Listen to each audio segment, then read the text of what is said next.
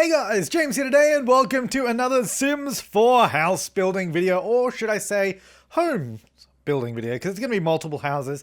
Basically, the idea behind this is to create a apartment complex with a bunch of studio apartments, because I've got so many requests in the past to build a bunch of studio apartments, or even just a studio apartment. The problem is, if you build just one of them, it basically just looks like a room on an empty lot. So I thought, you know what, let's build somewhat of a little complex, and that's exactly what we're doing today. Now, as you may have noticed from the title, that this is only part one. This is going to be a multi-part build just because of the sheer amount of time it has taken.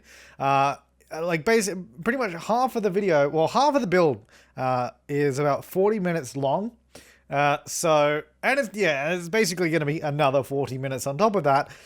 So it's a pretty long, and that's obviously time-lapse speed, so that's not real time. It's taken about 4 hours, so it'll probably be about 8 hours in total, just because of the fact there's so much furnishing to do with it, which I totally underestimated when I started doing this. Because the thing about the studio apartments is, because they're so small, basically each one of them is like a tiny house build that I've done in the past, and each one of them I'm trying to make different, and pretty much every time you do that, it's a new puzzle that you have to try and solve to try and fit everything into the space. So, just building the basic structure. The basic structure of this thing is probably the easiest part. Well, not probably, it was the easiest part. I essentially wanted two levels, one that was kind of below ground, and then we have this sort of, I guess, kind of not a corridor, not a hallway. I can't think of the term. But just like, like the walkway down the middle with a couple of bridges going across, and just like this really nice outdoor, I guess, somewhat plaza-like area. I do actually intend on making the the basement level. I really want to make that into like a community area. Like I think I want this lot to either function as residential or a community lot. So I think on the lower floor, and let me know, because I haven't actually furnished it yet, just because there's so much to do.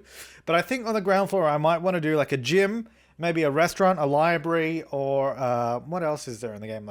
Not a pool, that wouldn't really make much sense. But just like community stuff down below, because I think it'd be really nice to have like a little cafe and have all this sort of outdoor dining area and this open space down the bottom. It could be really, really nice. But of course, let me know what you think about that, because it's still a work in progress, but we do get a lot done today. So we're going to get the first 3 studio apartments done. And yeah, it's going to take us 24 minutes to get that done, because there's 24 minutes sped up. This is, like I said, it's a pretty long build, but once we start getting into the furnishing, and that, it gets really interesting, because we do a lot of really cool things that I have done briefly in the past, but I explore it to a much greater depth, and I'll be able to explain it a little bit more once we actually get there. But right now I'm playing around with the roof, sort of getting these, I guess, half-gabled roofs going on.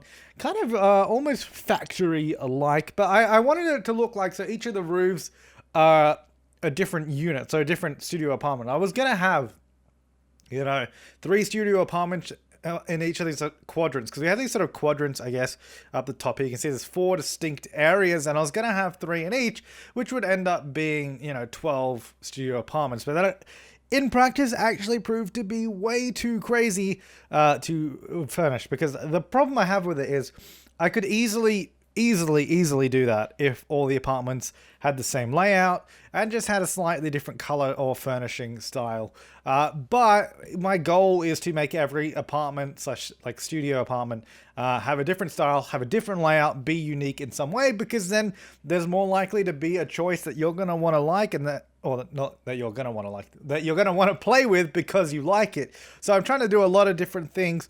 They have the same sort of, I guess, style, but a different layout and a different number of beds, and it gets interesting anyway. But I play around with it a lot, and we'll see it in a little bit of time. But just getting some trees on the lower floor here. I really, really liked the sunken aspect. I think I could have done it all above ground, but I think just having that sort of sunken courtyard / plaza area, especially with those 2 trees in it as well, I think it just adds a nice little aspect to it. So I'll just add a little bit of fun with the design, really. I don't know, yeah, it also just creates for a really nice, I think just a nice atmosphere as well, I guess is the word I'm looking for. But now I'm just going through trying to choose a general color scheme. I tend to be on a bit of a brick kick as of late. I do like me bricks lately, so that's what I've gone ahead and used, is just bricking it up and Yeah, I don't know. I thought it was quite a nice base coat anyway. Yeah, so we had. I kind of also feel like they kind of remind me. I guess they're kind of inspired by as well a wharf that's in. Wait, where is it? I know it's in Sydney. I don't know where was it. Somewhere in Sydney. There's a wharf that looks nothing like this, but has a similar fencing / walkway on the second floor. Anyway, it's a really. I don't know. Like it. Really obscure thing for me to say just then, but I was just like looking at it and I was like, oh yeah, that's kind of reminds me of that. Anyway, that would probably mean nothing to you at all because I haven't even said what it was. I think it was, oh, what is the name of it? It's near, no, I don't even know where it's near. I need to look on a map. Open up Google Maps. Yeah, so down the bottom, I also added those 2 pools. I would have used the actual fountain tool, but you can't use a fountain on lower than ground. You can only use fountains on the grass, like on the actual ground. You can't even use them on foundations or anything, which is kind of annoying. But anyway, yeah, so I use pools to act as a fountain. And the reason I put those half walls around the trees and around the pools was basically so Sims couldn't swim in the pool. Because if I didn't put those there, Sims might sit on the edge of the pool. They might jump in the pool and swim a little bit. Not exactly what I was after, so I made sure to block that off. Right.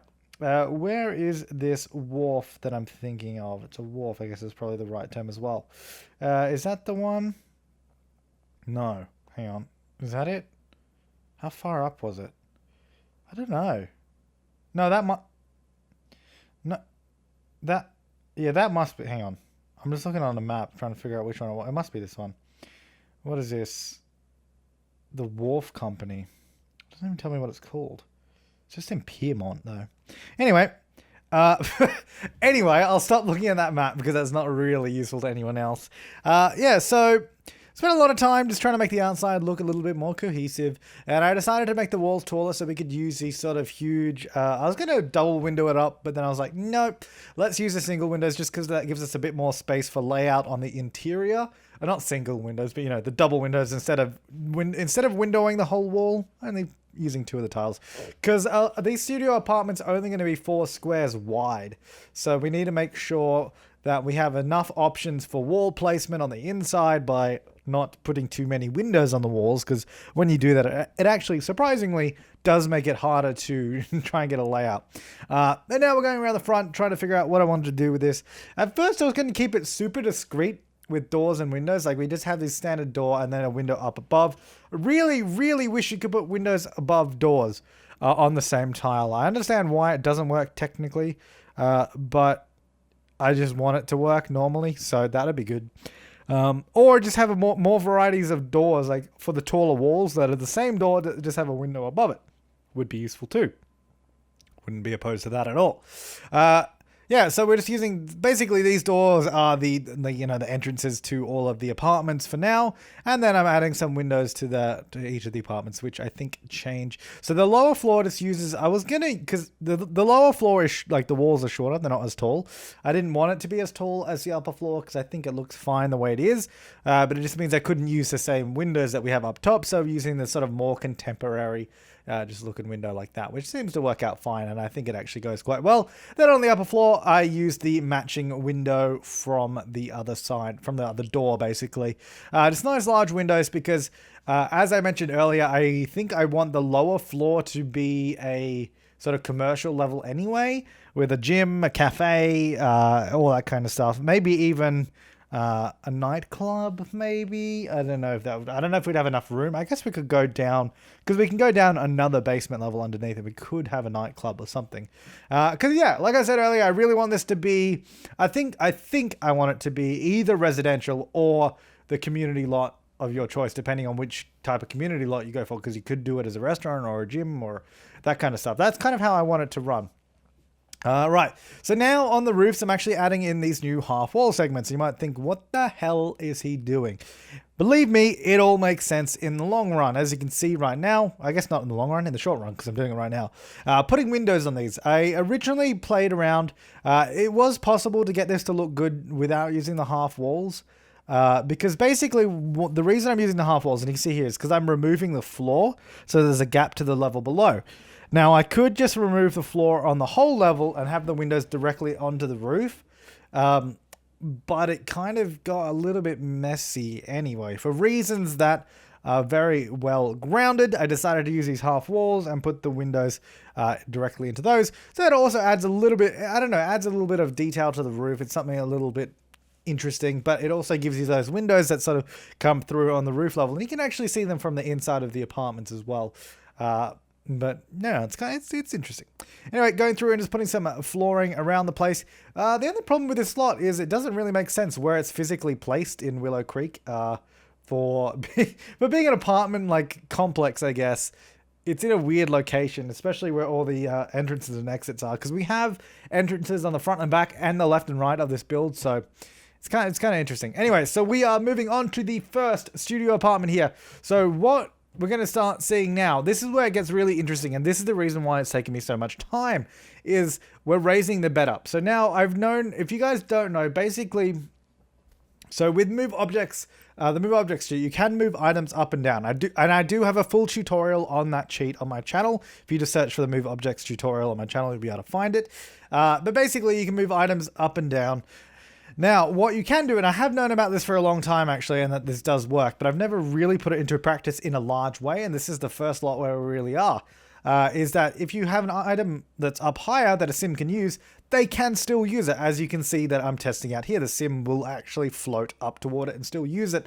However, they will not be able to use it if there's something, so I guess imagine it if, okay, the best way to imagine how it works is imagine if that bed was still on the ground floor.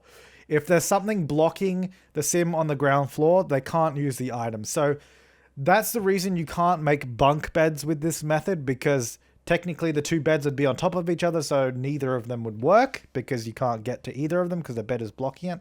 And that's kind of why that desk setup work with the chair on the one side and the other side empty, because you need to have that square available for the sim to sort of reach the bed, if that makes sense. And you'll see it later on as well as we move into the other apartments where we do a little bit more advanced stuff, because this is the first one where I just thought, hey, let's play around with some of the loft elements where we can start making things look a little bit interesting. So I guess this is the baby of the studio apartments, because the next two get kind of crazy actually. So I'm pretty excited for you guys to see those ones. This one, yeah, it's keeping it pretty simple, but it totally works.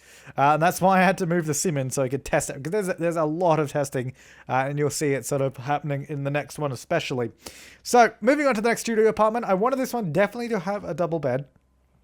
I thought it was fairly important because the first one was just a single bed, but studio apartments tend to usually have room for a double bed.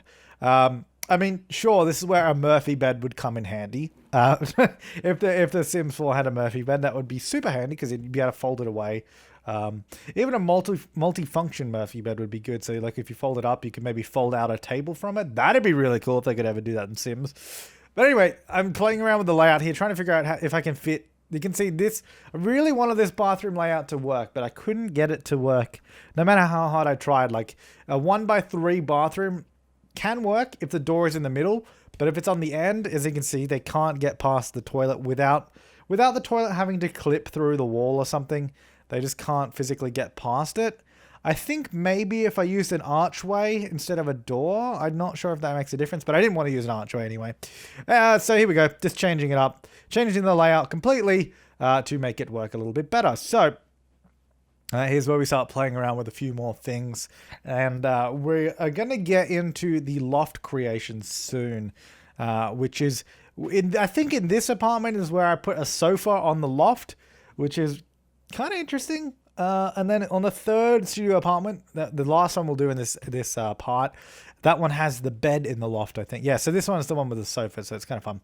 So just testing it out, making sure the bed's still fully functional, as you can see, and it totally is. And now we're still going with that 1x3 bathroom layout, so we have a shower and a toilet. Obviously, there's no sink in the bathroom, but the sink will be in the kitchen, so it's still totally usable. Now, I think you can start to understand why that this build is taking me so long to do, is because literally each of these little studio apartments is a new puzzle to solve, and I'm trying to make each of them different. I don't want them to be the same, so we're trying to make them a little bit more interesting. So here's where I started running into problems, where I've got the kitchen, the dining area, and the bed, and the bathroom, but there's not really anywhere to put the TV because I wanted to have a TV. I wanted to have a lounge room. There's not really, well, not a lounge room, a lounge space, I guess.